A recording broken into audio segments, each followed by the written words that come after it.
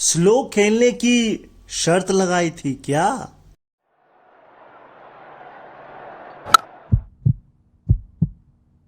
ओए क्रिकेट।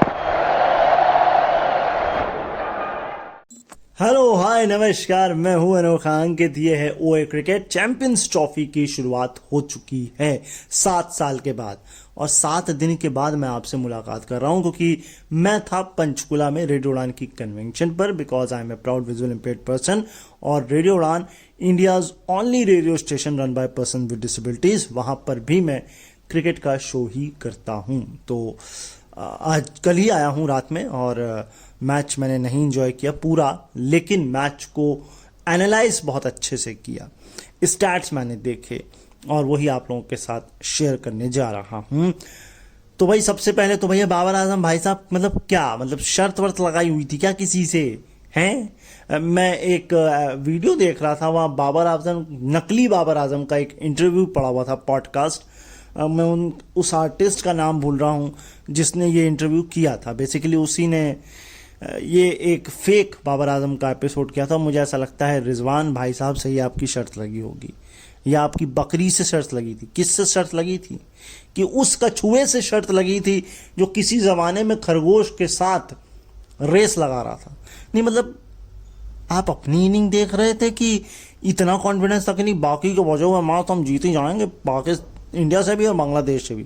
ये practice match है, ऐसा था क्या?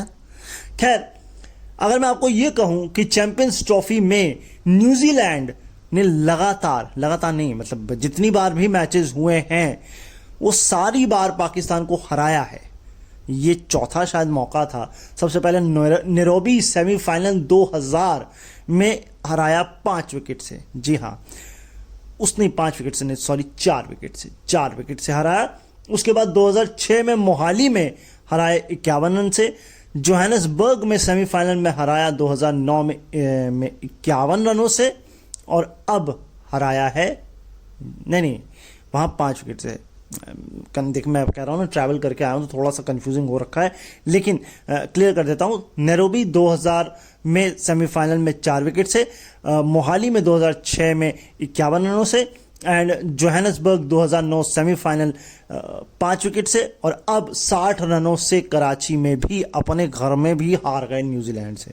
मतलब जो हमारी हालत न्यूजीलैंड के खिलाफ T20 वर्ल्ड कप में होती है, वो सेम कहानी चैंपियंस ट्रॉफी में पाकिस्तान की है।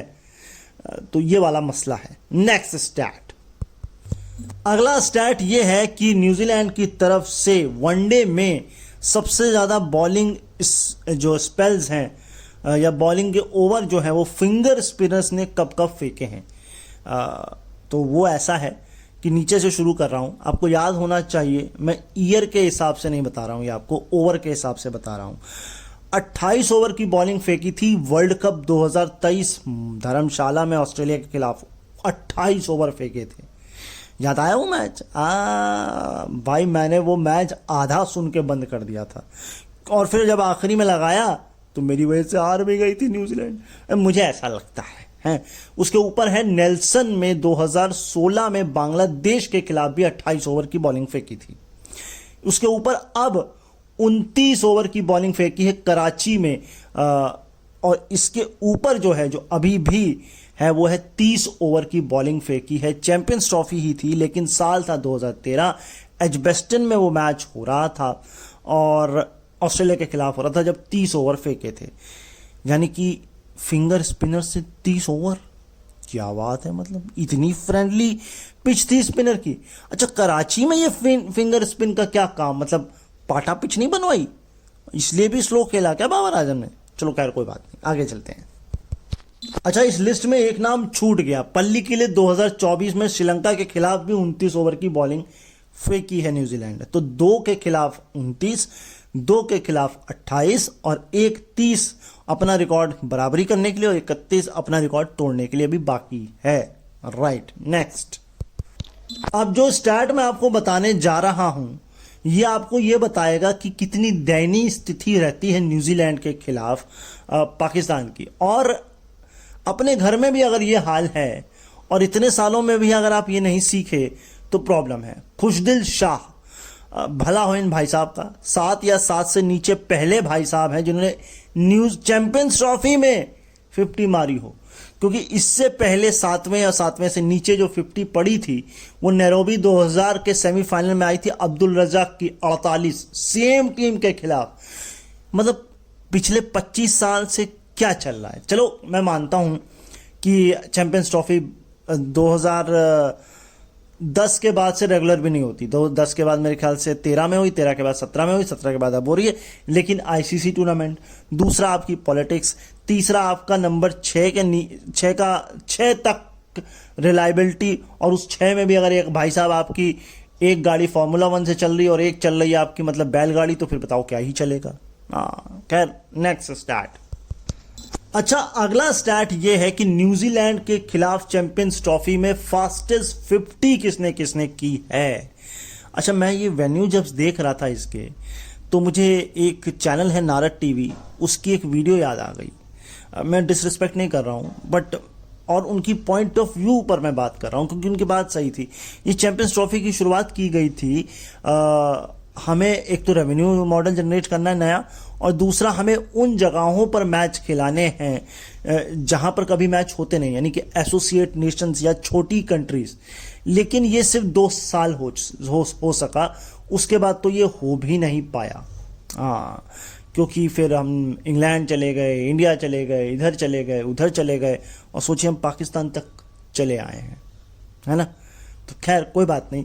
सबसे जो है नीचे है वो है 43 बॉल में एलिस्टर कैम्बल ने ढाका में 1998 में 50 मारी थी 43 बॉल में जिम्बाब्वे की तरफ से। सोचिए, ढाका ग्राउंड, जिम्बाब्वे और न्यूजीलैंड के खिलाफ 50, क्या शानदार शुरुआत रही। इसके बाद आपको आना पड़ेगा 41, और ये है जॉस बटलर, ये है कार्डिफ 2017। आय हाय हाय, बॉल के हिसाब से बात कर रहा हूं मैं।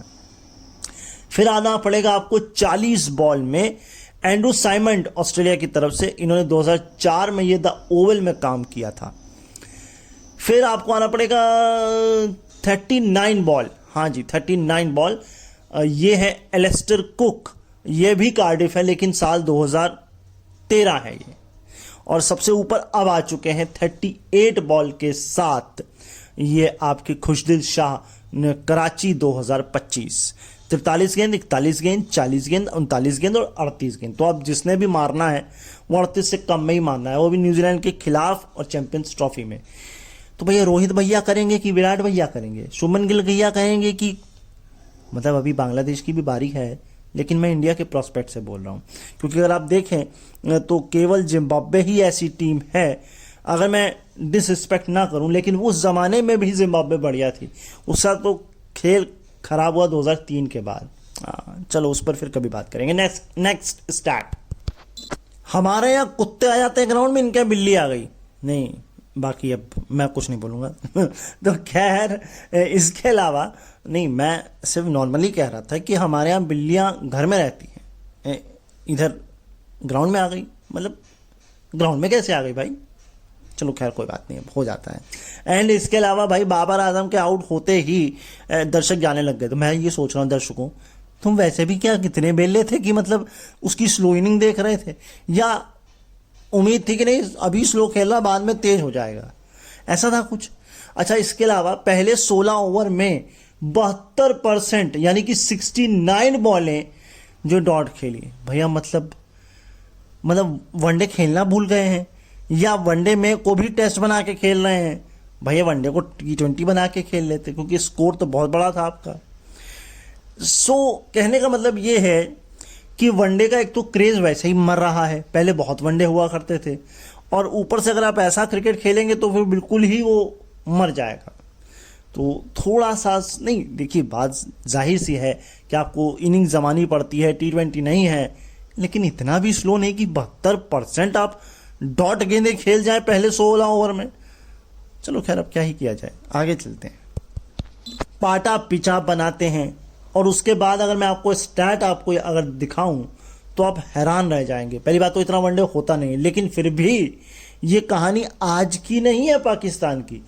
जब से जनवरी 2024 का अगर आप आंकड़ा उठा के देखेंगे, तो पाकिस्तान का जो पहले 10 ओवर में रन रेट है वो है 4.73 का, और उनसे कम जो है, भाई थोड़ी तो शर्म कर लो, तुमसे नीचे भी वो टीमें हैं जो अभी बनी हैं, मतलब फुल नेशंस। अफगानिस्तान 4.58, आयरलैंड 4.28, यही इससे नीचे है। मतलब क्या ही चल रहा है, मतलब इनसे कंपटीशन कर रहे हैं आप। अगर मैं डॉट बॉल का परसेंटेज भी बताऊं फुल नेशंस में तो 65.4 है पाकिस्तान का, और इससे ऊपर जो है वो आयरलैंड का है 69.4 का। मतलब क्या ही चल रहा है भाई, वनडे ही चल रहा है कि कुछ और चल रहा है? मतलब 8 घंटे का वनडे भी क्या हम 16 घंटा का कराएं? 100 ओवर का वनडे करा दें एक इनिंग में? चलो खैर कोई बात नहीं, जो कुछ ओवर ही हो गया। नेक्स्ट, अच्छा स्कोर भी सुन लीजिए अब, जब इसकी चर्चा हो ही गई है कि पावर प्ले के अंदर स्कोर क्या है लोएस्ट, है ना, सिंस जनवरी 2024 से बात हो रही है। 3 ही मैच इसमें है मुझे नजर आ रहे हैं। एक है Wellington 2025 Sri Lanka versus New Zealand, Sri Lanka ने बनाए थे 23/4, ये फुल नेशंस की बात हो रही है। इसके ऊपर अब है 22/2 पाकिस्तान न्यूजीलैंड कराची 2025, और इसके ऊपर भी है शारजा 2024 अफगानिस्तान ने बनाया था साउथ अफ्रीका के खिलाफ 22/2। मतलब 10 ओवर में 22 रन, क्या ही चल रहा है। न्यूजीलैंड ने कब कब चैंपियंस ट्रॉफी में 300 से ज्यादा का स्कोर किया है? 3 ही बार किया है। 2009 में किया था श्रीलंका के खिलाफ जोहानिसबर्ग में, जब इन्होंने बनाए थे 315 पे 7। इसके बाद अब किया है 320 पे 5 कराची न्यूजीलैंड ने पाकिस्तान के खिलाफ, और सबसे ऊपर अभी भी है 2004 द ओवल यूएसए के खिलाफ 347 पर 4। तो यूएसए उस जमाने में चैंपियंस ट्रॉफी भी खेल के चली गई। नहीं, मैंने सुना तो था, लेकिन जस्ट मेरी तरह आप भी अगर अभी सरप्राइज हुए हो तो राइट। ये दूसरा ही ऐसा मौका है जब पाकिस्तान के खिलाफ 300 से ज्यादा का स्कोर किसी टीम ने खड़ा किया हो। अच्छा, मुझे लगता है यही कॉन्फिडेंस होगा, क्योंकि इससे पहले 2017 याद करिए, यस, जब इंडिया ने 319 पर 3 बनाया था और मैच हार गए थे, फाइनल मैच था। तो उन्होंने कहा जब हम इंडिया को हरा सकते हैं तो इतना तो हम बना ही सकते हैं। मगर भैया हर दिन हर वक्त हर ग्राउंड एक जैसा नहीं होता है। अब वहीं ग्लेन फिलिप्स ने शाहीन शाह अफरीदी की कितनी पिटाई की है, मतलब अब तक की राइवलरी क्या कहती है वो जान लीजिए। 78 रन बनाए हैं, 29 गेंदें फेस की, आउट एक भी बार नहीं कर पाए हैं अफरीदी भाई साहब ग्लेन फिलिप्स को। एंड चौके हैं 5, छक्के हैं 7, और 268.96 की स्ट्राइक रेट से खेलते हैं भाई साहब, ये तो है। नेक्स्ट, अच्छा अगर आप इस बात को देखें तो टॉम लैथम का बल्ला भी बड़े लंबे समय से नहीं चल रहा था। पाकिस्तान की एक और प्रॉब्लम है, उनके डेथ ओवर में रन बड़े चले जाते हैं, इधर भी 113 गए। मैं पढ़ रहा था उनका short ball percentage, good length वाला शॉर्ट बॉल ने काफ़ी फेंकी उन्होंने पहले 40 ओवर में। अगर मैं केवल रन रेट की बात करूं, शॉर्ट बॉल पे 4.44 था, गुड लेंथ पे 5 समथिंग था, और मैंने फुल लेंथ का देखा नहीं, वो भी मैं आपको रन रेट बता दूंगा ऑल दो, और डेथ ओवर में भी आपको मैं बताने की कोशिश करता हूं। लेकिन एक पॉइंट था यहाँ पर बहुत इंपॉर्टेंट, जितनी एवरेज बॉलिंग स्पिन हो रही थी या पाकिस्तान स्पिनर को मिल रही थी, उससे दुगनी न्यूजीलैंड के बॉलर्स को मिल रही थी। जबकि पाकिस्तान की पिचें स्पिन को इतनी फ्रेंडली अब तो होती हैं, लेकिन अपनी ही पिचों पर आप स्पिन नहीं करा पा रहे हैं, मतलब वो स्किल सेट नहीं हो पा रहा है। और इसके अलावा विल यंग, ये भाई साहब न्यूजीलैंड के केएल राहुल हैं। हाँ, ये अलग बात है कि इनकी पोजीशन नहीं हिलाई जाती है, लेकिन इनको जरूर अंदर बाहर किया जाता है। कभी विलियमसन के लिए बाहर कर दिया जाता है ना, कभी विलियमसन के लिए अंदर ले आते हैं। लेकिन इस बार तो विलियमसन भी थे और विल यंग भी थे, और विल यंग ने ये साबित किया कि क्यों वो इस टीम के लिए महत्वपूर्ण हैं। अगर आप उनकी इनिंग को देखेंगे तो वो बिल्कुल बैलेंस्ड थी। सिंस 2007 से 105 खिलाड़ियों ने न्यूजीलैंड की तरफ से सेंचुरी मारी है, और उसमें इनका जो फ्रंट फुट था वो 49.5 था और बैक फुट था 48.6। ये बिल्कुल ये आइडेंटिकल है, और इससे पहले जो था वो साउथहैम्पटन में था 2015 में इंग्लैंड के खिलाफ, जब रॉस टेलर ने 110 बनाए थे, वहां पर 49.2% फ्रंट फुट था और 47.6% बैक फुट था। तो ये पारी अपने आप में मायने रखती है कि किस बैलेंसिंग से ये बैटिंग की गई है। ऑल्दो आगे चलते हैं। एक प्रॉब्लम और थी, फ़खर जमान इंजर्ड हो गए थे और 25 मिनट तक, क्योंकि लेट आए तो वो 25 मिनट आपको यूटिलाइज करने थे, तो आपको शौद शकील और बाबर आजम के साथ शुरुआत करनी पड़ी। तो वहाँ पर भी एक मिसमैनेजमेंट हुआ। मिसमैनेजमेंट क्या हुआ, किस्मत ही आप कह सकते हैं एक तरीके से। इस पर तो किसी का जोर नहीं है कि कब कौन इंजर्ड हो जाए, लेकिन जो मैं आपको स्टैट बताने की कोशिश कर रहा था वो जान लीजिए। स्टैट ऐसा है कि पहले 40 ओवर में पेस बॉलर्स ने किस किस लेंथ पर क्या बॉलिंग करी। 77 गेंदें फेंकी हैं, 57 रन दिए हैं, ऑन एवरेज 4.44, 3 विकेट निकाले शॉर्ट बॉल पे। गुड लेंथ पर 44 रन दिए, 48 गेंदें फेंकी, 5.5 की एवरेज से विकेट नहीं मिला।